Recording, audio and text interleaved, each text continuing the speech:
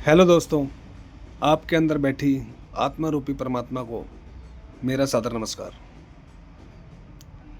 तो दोस्तों, एक सवाल अक्सर मेरे जीवन में आता था कि भगवान, परमात्मा, इतने सारे नाम जिसको दिए हैं, वो असली में परमात्मा कौन है? तो जब मैं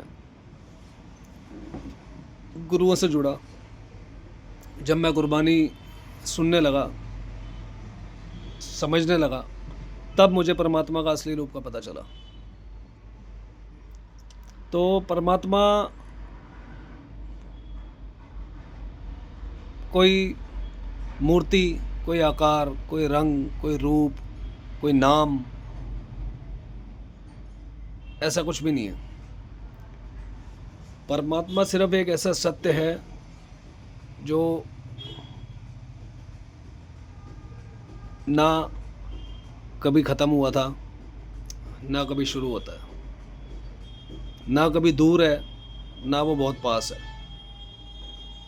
परमात्मा हर इंसान के अंदर, हर जीव के अंदर जो चेतना, जो ऊर्जा, जो बैटरी उसकी चल रही है, वो ही स्वयं परमात्मा है। सिर्फ आपको महसूस करने की ज़रूरत है। जैसे गुरु ग्रंथ साहिब में सबसे पहले जो शुरुआत है, वो शुरुआत ही एक ओमकार से है। एक ओमकार मतलब एक ही है, उसका कोई आकार नहीं है। निराकार परमात्मा, वो परम तत्व, वो ईश्वर, वो भगवान, वो अल्लाह, उसे आप कुछ भी नाम दे सकते हो। वो नाम सब समाज के दिए हुए हैं, धर्मों के दिए हुए हैं, लेकिन उन सब का सच सिर्फ एक ही है। तो उसने बोला एक ओमकार, यानी कि वो एक ही है ओम, एक ही ओमकार है, एक ही उसका आकार है, एक ही वो सच है, एक ही उसका नाम है। इसके अलावा वो दूसरा नहीं है।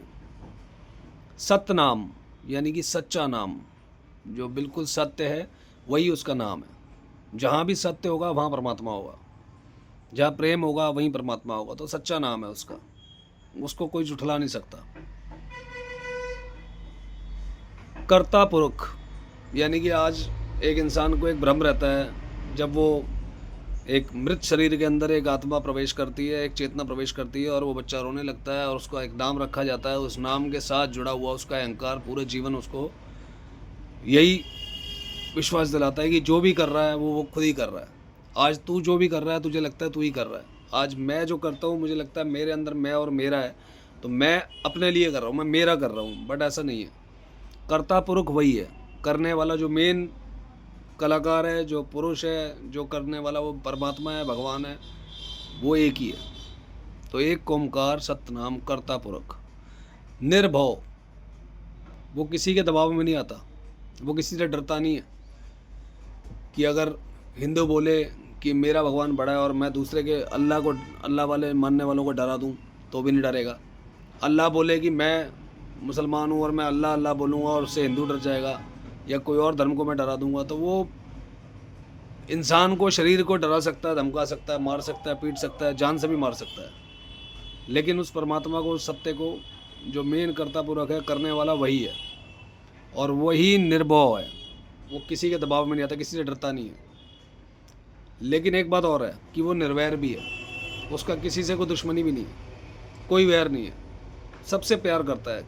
तो जहाँ प्यार है वहाँ परमात्मा है, जहाँ मैं मरेगी वहाँ परमात्मा आ जाएगा। सिर्फ अपनी मैं को हमने झुकाना है, मैं को मारना है, मैं मरी, परमात्मा मिल गया। तो अभी क्या है कि हम लोग अपनी मैं में रहते हैं, मैं मेरा, मैं मेरा, मैं हिंदू, मैं फला, मैं फला, मैं फला, और मेरा ये, मेरा धर्म, मेरा धर्म, मेरा धर्म। बट वो निर्वैर है, उसका किसी से वैर नहीं है, सबसे प्यार करता है वो, कभी किसी को सजा नहीं देता। वो सजा देने वाला नहीं, वो सिर्फ इंसाफ करने वाला, न्याय करने वाला। जैसा अगर आपने मान लो कोई नीम का पेड़ अपने घर में उगाया है, और आप चाहे अल्लाह को मानो, भगवान को मानो, जीसस को मानो, किसी को भी मानो आप, लेकिन किसी को मानने के बाद भी आप उस पेड़ के अंदर अपनी मान्यता से या अपने भगवान को मना के उसके अंदर आम नहीं उगा सकते। तो अपने कर्मों के हिसाब से जो न्याय है, अगर नीम का पेड़ लगा तो नीम ही उगेगा, आम उगाओगे तो आम ही उगेगा। तो उसके हिसाब से वो काम करता है, इसलिए वो निर्वैर है। अकाल मूरत यानी एक ऐसी उसकी मूरत है, ऐसी उसकी सूरत है जो अकाल है, जो समय से परे है। उसको समय में नहीं बांध सकते आप कि किसी समय का स्पेशल आप टाइम कोई निश्चित करो, कोई ऐसा काल आए जिसके अंदर वो भगवान आपको मिलेगा, वो अकाल है। सब काल उसके अंदर चलते हैं ना, बोलते हैं ना वो कालों का काल महाकाल, तो वो महाकाल है, अकाल है। अजूनी स्वयं यानी कि वो जो परमात्मा है वो कभी भी किसी योनि से प्रकट नहीं होता, वो किसी योनि से पैदा, उसे कोई पैदा नहीं कर सकता। ऐसी कोई दुनिया का ऐसा कोई गर्भ नहीं है, ऐसी दुनिया की कोई ऐसी योनि नहीं बनी, किसी भी जीव में, किसी भी इंसान में, किसी भी चीज़ के अंदर कोई ऐसी योनि नहीं है जो उस परमात्मा को पैदा कर सकती है। लेकिन किसी भी योनि से पैदा होने वाला कोई भी जीव, उसमें परमात्मा अपने चेतना डाल सकता है, उसमें परमात्मा अपना आत्मा डाल सकता है, उस जीव को सांस लेने लायक बना सकता है। बट वो परमात्मा अजूनी है, स्वयं, वो स्वयं प्रकट हुआ है। कहते हैं ना, मैं गई परमात्मा प्रकट हो जाता है। जब हम बाहर की दौड़ धूप सब खत्म करके अपने दिल में, अपने अंदर झांकते हैं, तो वो परमात्मा स्वयं प्रकट हो जाता है। उस परमात्मा को ढूंढने की जरूरत नहीं है। ढूंढो तब किसी को जब वो खो गया हो। खोए हम खुद हुए हैं, खोजना हमें अपने आप के अंदर, अपने अंदर अपने आप को खोजना है, अपनी खोज में चलना है। परमात्मा खुद आपको ढूंढता हुआ आ जाएगा। तो इसीलिए उसने बोला कि लेकिन ये सब बातें जो हैं, लास्ट में बोला गुरु प्रसाद, यानी किसी सच्चे गुरु, तत्वज्ञानी, कोई आत्मज्ञानी कोई गुरु हो, उसके चरणों में जाने के बाद, उससे मन लगाने के बाद ही आप इस परम तत्व को जान सकते हो, उसके प्रसाद से। तो बोला गुरु प्रसाद। जप यानी कि जो गुरु के प्रसाद से जो परमात्मा का रूप तेरे को पता लगा, जिसको तूने जाना, उसको जप, हर श्वास श्वास जप। तभी नानक जी ने बोला कि जप। जप इसलिए बोला कि उस प्रसाद, गुरु के प्रसाद से ही आप उसका नाम जप सकते हो। जिसके ऊपर गुरु की मेहर होगी, जो तत्वज्ञानी गुरु आपको तत्व ज्ञान देगा, आत्मा का ज्ञान देगा, उसी के साथ आप उस परमात्मा को महसूस कर सकते हो, उसका जाप कर सकते हो। और आद सच, जुगाद सच, यानी कि आद सच मतलब जब से ये सृष्टि बनी, सैकड़ों हजारों साल हो गए होंगे, हमें भी नहीं पता, कोई नहीं बता सकता कि इसका आदि क्या है। तो उस दिन भी उस जब पहले दिन इस सृष्टि का निर्माण हुआ था, पहले दिन इस ब्रह्मांड का निर्माण हुआ, उस दिन भी वो सच था, वो सत्य था, वो परमात्मा उस टाइम भी अवेलेबल था। जुगाद सच, जुगो जुगो बीत गए। हम ग्रंथों में, वेदों में पढ़ते हैं, कलयुग, सत्ययुग, द्वापर युग, त्रेता युग, ये जितने भी युग हुए, हर युग में वो सच कभी नहीं बदलेगा। वो परमात्मा हमेशा हर युग में था, और आज भी है, अभी भी है। और जब तक, जहाँ तक ये सृष्टि चलेगी, पता नहीं सैकड़ों जन्म हमारे हो गए और सैकड़ों और होंगे, पता नहीं 84 लाख होती हैं कि 84 करोड़ होती हैं, कितनी योनियाँ हैं, किसी को इसका अंत नहीं पता, किसी को इसका आदि नहीं पता। तो जब तक ये सृष्टि रहेगी, तभी नानक जी ने बोला, नानक ने बोला, होसी वी सच। तो आद सच, जुगाद सच, नानक होसी भी सच। तो नानक जी ने बोला कि जब तक ये सृष्टि रहेगी, वो होगा भी सच। तो उसी सच्चे परमात्मा को हमेशा अपने मन से याद करो, हर पल उसका शुक्राना करो। इसके अलावा और इस दुनिया में कोई परमात्मा नाम की चीज़ नहीं है।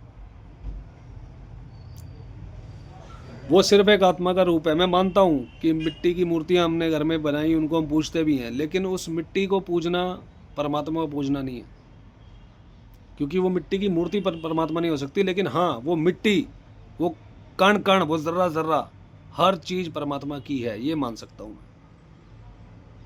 तो जब हम एक भाव अपना ले आते हैं, तो वो मूर्ति के अंदर हमारा भाव आ जाता है कि उस मूर्ति में हमें वो परमात्मा का हम स्वरूप महसूस करने लगते हैं।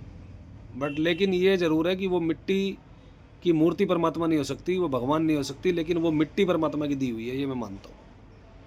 और लास्ट में भी हमने देखो, हमने, हमारा भी शरीर मिट्टी का है, हमें मिट्टी में ही मिलना है और उसी परमात्मा में लीन होना है। तो अभी से आप अपने मन में बिठाओ कि ये जो भी हमारा ऊपर का जो नाम दिया हुआ है, नाम देने के साथ ही हमारे जीवन के साथ ही ये मैं और मेरा का अहंकार जुड़ गया। और जिस दिन ये मैं और मेरा से कन्वर्ट होके आप तू और तेरा पे चले जाओगे, यानी तेरी मिट्टी तूने ही बनाई, तूने ही हमारा निर्माण किया, तूने ही हमारे गर्भ में जब हम थे हमारे अंदर आत्मा चेतना प्रवेश कराई, तूने ही ये जीवन दिया और तू ही इस आत्मा को छीनेगा और हमारा जीवन दोबारा मिट्टी हो जाएगा।